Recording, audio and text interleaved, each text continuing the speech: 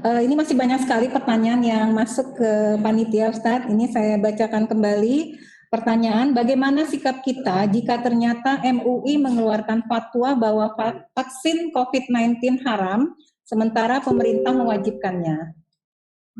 Makan babi itu haram, tapi makan babi belum tentu haram. Babi, anjing, maaf, itu haram. Tapi makan babi dan anjing bisa jadi halal. Kapan dia jadi halal? Ketika kita masuk ke dalam hutan, dan di hutan itu pilihannya cuma dua. Pisang tidak ada, gandum tidak ada, ubi tidak ada, pilihannya cuma dua. Makan babi atau mati. Maka dalam Islam kita tidak disuruh pilih mati. Justru haram memilih mati. La tulqu biaidikum ila tahlukah. Tidak boleh kamu menjerumuskan dirimu ke dalam kebinasaan. Oleh sebab itu ada kaidah namanya akhafud dararain, memilih mudarat teringan ketika ada dua mudarat. Maka dalam hal itu makan babi lebih ringan daripada mati. Oleh sebab itu vaksin-vaksin yang lain pun sampai hari ini tidak ada fatwa halalnya karena ada unsur babi di dalamnya. Oleh sebab itu kenapa ketika orang mau berangkat haji dia tetap divaksin, maka fatwa MUI tentang vaksin haji, tentang vaksin yang lain itu pun sebenarnya adalah bukan halal vaksinnya, tapi boleh menggunakannya karena darurat. Begitu juga dalam kasus vaksin ini.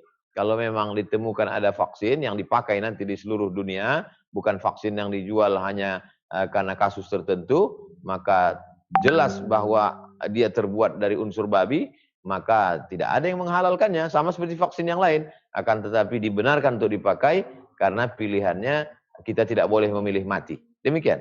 Wallahu a'lam. Terima kasih Pak Ustadz. Pertanyaan dari Saudara Martinus Imansa. Izin bertanya Pak Ustadz, apakah memang ada pandemi corona ini dalam Al-Quran dan kapan berakhirnya pandemi ini? Terima kasih Ustadz. Suatu ketika Umar bin Khattab berada di sebuah lembah. Ada gunung, lalu ada tanah yang landai, lembah. Di lembah itu terjadi suatu wabah, penyakit. Lalu kemudian Umar bin Khattab mengajak pindah ke lembah yang satu lagi. Kata Umar bin Khattab, mari kita lembah. Sahabat yang lain mengatakan, ini takdir Allah, kenapa kita tidak terima saja? Kata Umar bin Khattab, kita pindah dari takdir yang tidak baik kepada takdir yang baik. Itu menunjukkan takdir ini ada pilihannya. Ada takdir mu'allaq, ada takdir mubram. Ada takdir yang bisa kita pilih.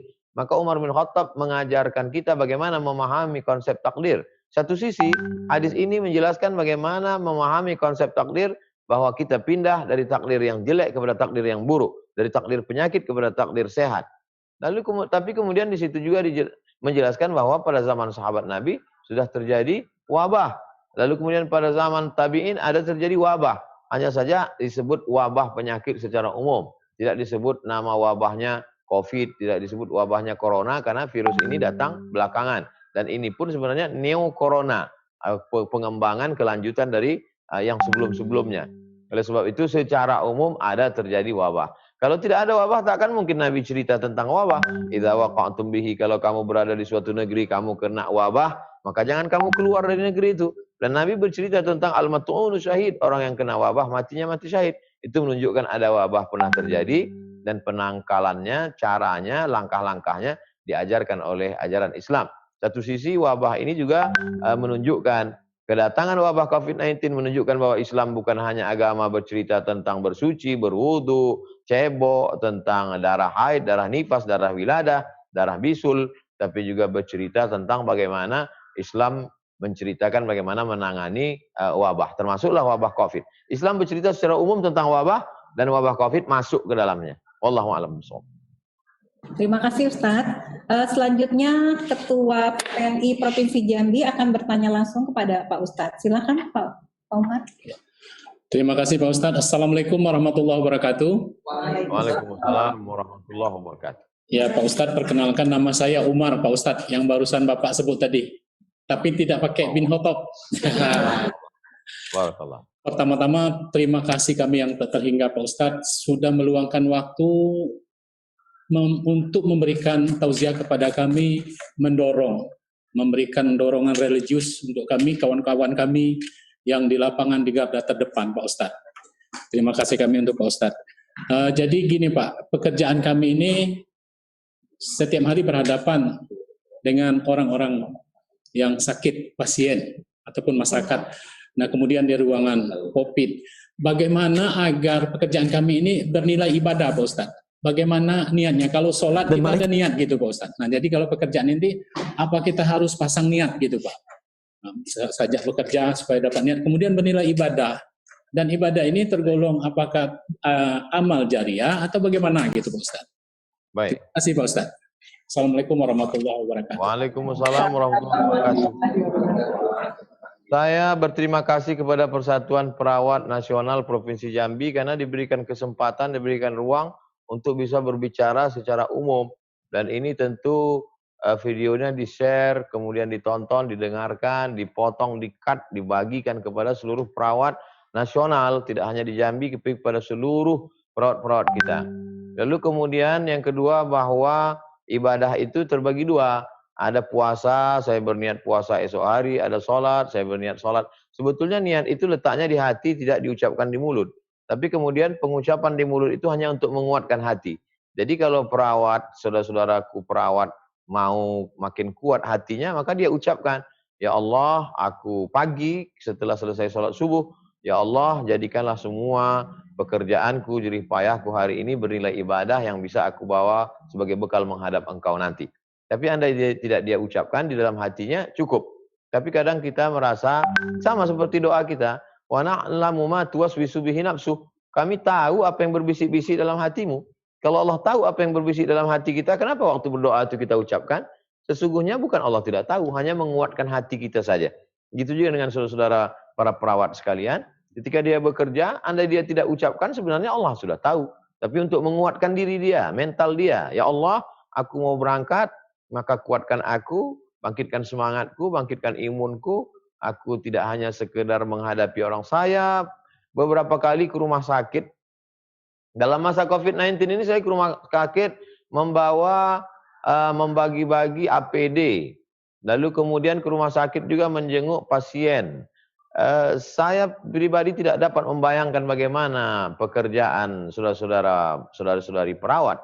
Sedangkan saya saja diberikan pakaian khusus beberapa menit saja memakainya, kita gerah, kita belum lagi melihat di rumah sakit itu menghadapi orang-orang yang sakit secara fisik, orang yang stres. Itu kalau mentalnya tidak 2 kali lipat dari orang biasa, luar biasa. Oleh sebab itu maka zikirnya mesti lebih kuat, sholat sunatnya mesti lebih banyak, sholawatnya mesti lebih banyak. Karena kalau tidak demikian ini tidak bisa dibantu oleh suplemen, ini tidak bisa dikuatkan oleh motivator. Mesti kekuatannya dari dalam, maka banyak mendekatkan diri kepada Allah Subhanahu wa taala. Apakah amal ini juga sebagai amal jariah? Yang dimaksud sebagai amal jariah itu adalah setelah kita meninggal dunia, dia mengalir. Jadi kalau ada perawat-perawat muda terinspirasi dengan bapak-bapak perawat senior, lalu mereka mengambil inspirasi menjadi ilmu dia. Kamu kenapa perawat bisa konsisten, tepat waktu, on time, semangat? Karena dulu saya terinspirasi dengan perawat-perawat senior yang dulu kami menghadapi COVID. Maka sesungguhnya itu menjadi amal jariah.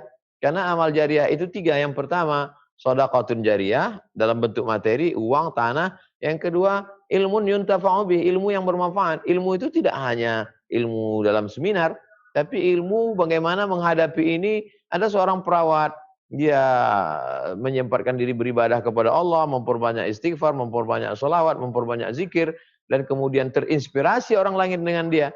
Maka sesungguhnya itu juga adalah ilmu. Karena dalam Islam ilmu tidak dibatasi oleh ruang kelas, ilmu tidak dibatasi oleh SKS, ilmu adalah alam terkembang menjadi guru.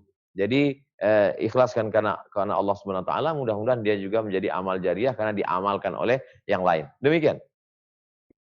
Ya, baik, terima kasih Pak Ustadz. Bapak Ibu, kami memberikan kesempatan kepada Bapak Ibu untuk bertanya langsung kepada Bapak Ustadz secara interaktif. Dan yang pertama kami berikan kesempatan kepada Bapak Ketua Umum DPP PPNI, kepada Bapak Harip Fadilah, kami persilakan. Assalamualaikum warahmatullahi wabarakatuh. Waalaikumsalam. Alhamdulillah mendapat kesempatan. Singkat saja Ustadz, karena sudah malam saya ingin bertanya bahwa tentu tadi kita juga tersirat disampaikan Pak Ustadz, walaupun kita dalam tengah-tengah bahaya yang mengancam, tapi kita juga harus husnudzon. Ya. Bagaimana kiatnya bagi perawat-perawat kita ini tetap untuk bisa dalam keadaan husnudzon itu bagaimana kiatnya Ustadz? Terima kasih. Assalamualaikum warahmatullahi wabarakatuh. Waalaikumsalam warahmatullahi wabarakatuh. Kadang kita bangun pagi, hati kita susah, pikiran kita sempit, suntuk. Dan kita tak tahu apa yang disusahkan, apa yang disuntukkan. Itu menunjukkan bahwa pikiran dan hati bukan punya kita. Mobil punya kita, motor punya kita, rumah punya kita. Kita bisa susun, tapi hati bukan punya kita. Oleh sebab itu mintalah kepada yang punya hati, pemilik hati. Jadi kalau ada kesempatan di waktu malam, bangun, ambil wudhu, sholat sunat taubat 2 rakaat, sholat sunat wudhu 2 rakaat, sholat sunat taubat 2 rakaat, sholat sunat hajat 2 rakaat, sholat sunat tahajud 8 rakaat, 2 rakaat 1 salam, sholat sunat witir, habis itu baca yasin. Jangan pernah meninggalkan baca yasin setiap malam. Lalu setelah itu kemudian istighfar menjelang subuh. Ini amalan-amalan inilah yang menguatkan itu. Tidak ada lain yang menguatkan itu. Makanan tidak menguatkan, suplemen tidak menguatkan, motivator tidak menguatkan, psikolog tidak menguatkan, obat tidak menguatkan. Yang menguatkan hanyalah ibadah kepada Allah Subhanahu wa taala. Lillahi ma fis samawati wa ma fil ardh. Qalbul mu'min baina asabi'ir rahman. Hati orang beriman itu ada dalam genggaman Allah Subhanahu wa taala. Allah kuasa membuat dia susah, Allah kuasa membuat dia senang, Allah kuasa membuat dia lapang, Allah kuasa membuat dia sempit. Oleh sebab itu Allah berjanji dalam Al-Quran, "Falyabudu rabb hadzal bait." Banyak-banyak beribadah kepada Allah. Di sujud itulah aqrabu ma yakunul 'abdu min rabbih fa huwa sajid. Orang paling dekat kepada Allah ketika dia sedang bersujud. Di sujud itulah banyak mengadu kepada Allah. Ya Allah, aku ini perawat, tugasku banyak. Di rumahku ada ayah, ada ibuku, orang tua. Kalau aku pulang ke rumah, aku takut mereka terkontaminasi bakteri, virus. Kalau aku pulang ke rumah, anakku. Aku meninggalkan suamiku kalau dia perempuan. Suamiku di rumah, buat dia sabar, tenangkan hatinya. Di rumah sakit ini aku berhadapan dengan orang sakit, sakit fisik, sakit mental. Kuatkan aku. Saya mengalami beberapa hal dalam kehidupan dari mulai kuliah dulu, kemudian dalam berdakwah, dalam situasi politik, dalam tekanan, dan lain sebagainya. Tidak ada yang memberikan kekuatan itu kecuali Allah Subhanahu wa taala. Oleh sebab itu maka dekatkan diri kepada Allah Subhanahu wa taala. Kata Nabi kepada Abu Bakar, la tahzan, jangan kau sedih. La tahzan, don't be sad. La tahzan, jangan kau susah hati. Innallaha ma'ana. Allah ada bersama kita. Apa yang diucapkan Nabi Musa ketika akan menyeberang Laut Merah? Nabi Musa berkata, kalla inna ma'iya rabbi. Bersamaku ada Allah. Bersamaku ada Allah Subhanahu wa ta'ala.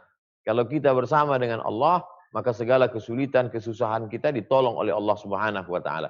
Semakin dekat kita kepada Allah, semakin kuat ingatan kita kepada Allah, semakin banyak zikir, tasbih, tahmid, takbir kita kepada Allah, maka sebegitu jugalah. In atani yamshi ataituhu harwalah, kata Allah SWT. Kalau hambaku itu datang kepadaku berjalan kaki, aku akan mendekat kepada dia dengan berlari. Idza taqarraba alayya 'abdi shibran, kalau hambaku itu mendekatkan diri kepadaku sejengkal, maka taqarrabtu ilaihi dhira'an, aku akan mendekatkan kepada dia sehasta. Sejengkal dia mendekat kepadaku, kubalas dengan sehasta. Sehasta dia mendekat kepadaku, ba'an, taqarrabtu ilaihi ba'an. Aku akan balas dengan selengan panjang. Artinya apa? Allah membalas segala yang kita lakukan itu. Jadi membaca buku penenang jiwa, membaca apapun, itu semuanya pada saat sulit, yang paling menguatkan kita adalah ibadah mendekatkan diri kepada Allah Subhanahu wa taala. Istighfarnya mesti lebih banyak, solawatnya mesti lebih banyak. Kalau kami yang di luar rumah sakit ini solawatnya 100, maka perawat-perawat mesti 200. Karena dia berhadapan langsung. Saya tiap malam membaca Yasin, tak pernah kosong, setiap malam. Jadi kalau saya yang di luar rumah sakit baca Yasin, maka kalau begitu bidan perawat-perawat mesti membaca siang malam. Ada waktu kosong dia buka handphone, ada Quran digital dia baca. Itu semua akan menguatkan dirinya. Allah akan tolong dia. Allah akan lapangkan dadanya. Allah akan mudahkan urusannya. Allah akan membuat pikiran dia terbuka. Siapa yang melakukan itu? Siapa yang bisa melakukan itu? Allah Subhanahu wa taala. Kita sa'alta fas'alillah. Kalau minta kepada Allah. Idza dhaqat 'alaika dunya faqul ya Allah. Kalau terasa dunia ini sempit katakan ya Allah, tolong aku. Wallahu a'lam bishawab. Baik, terima kasih Pak Ustadz. Pertanyaan Bapak Ketua Umum PPNI ini sebenarnya banyak sekali ditanyakan oleh sejawat perawat. karena Bapak sudah menanyakan hal yang seperti itu, jadi beberapa pertanyaan sudah bisa didapatkan jawabannya. Pak Ustadz, berhubung waktu juga sudah tidak terasa, sudah jam 9 malam, barangkali Pak Ustadz juga sudah harus istirahat, ya, menjaga kesehatannya. Jadi untuk tanya jawab kita cukupkan sampai di sini. Dan sebelum Ustadz menutup tausiah ini dengan doa, mohon kiranya Ustadz dapat memberikan kesimpulan tausiah pada malam hari ini. Silakan Ustadz. Saya simpulkan dalam 5 poin. Yang pertama, bahwa COVID-19 adalah bagian dari ujian kehidupan. Ada ujian sakit, ada ujian mati, ada ujian patah, ada ujian angin puting beliung, ada ujian tsunami. Maka COVID adalah bagian dari ujian. Kalau menghadapi ujian berarti kita disuruh dekat kepada Allah. Yang kedua, bahwa menjadi perawat ini adalah suatu kekhususan. Ada orang ahli dalam bidang multimedia, ada orang ahli dalam bidang tausiah. Tapi ini juga adalah bagian yang diberikan Allah SWT. Bahwa Anda menjadi perawat itu adalah dipilihkan oleh Allah, maka muliakanlah pilihan Allah itu dengan menjadikannya sebagai ibadah. Yang ketiga, bahwa tidak ada yang bisa menguatkan kita kecuali ibadah. Buku, motivator, suplemen tidak bisa menguatkan karena itu faktor ekstern. Yang bisa menguatkan hanya faktor intern dari dalam diri kita, jiwa kita. Bangunlah jiwanya, setelah itu barulah bangunlah badannya, spiritualnya. SOS, save our soul, soulnya mesti dikuatkan. Yang bisa menguatkan itu hanya ibadah kepada Allah Subhanahu wa taala. Lalu kemudian yang keempat, jangan pernah putus hubungan dengan manusia. Walaupun tidak bisa jarak dekat, jarak jauh dengan menggunakan online dan lain sebagainya, karena berkontak. Termasuklah apa yang kita lakukan malam ini, kita sedang menjalin hubungan, walaupun kita tidak bertemu, tapi hati kita dipertemukan Allah.